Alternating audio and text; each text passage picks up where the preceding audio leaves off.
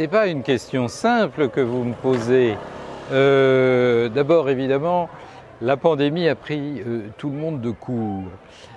Personne ne s'attendait à ce type de crise qui désorganise tous les rapports humains, au fond.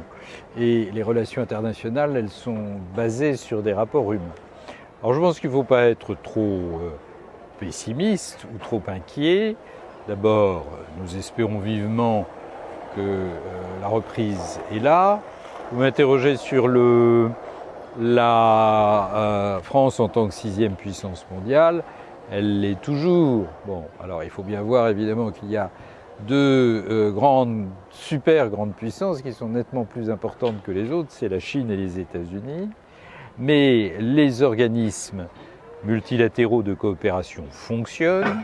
Vous avez les Nations Unies, vous avez eu un G7 en Cornouailles, vous avez un sommet de l'OTAN, donc ça veut dire, vous aurez un sommet du G20 bientôt, donc ça veut dire que les choses, malgré la crise pandémique, fonctionnent.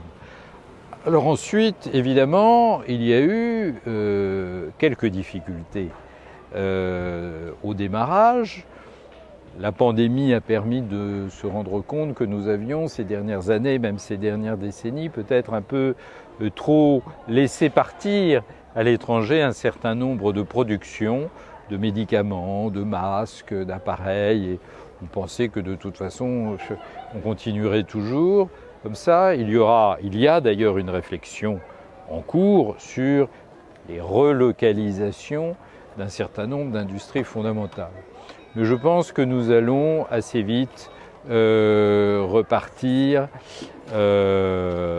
sur un bon pied.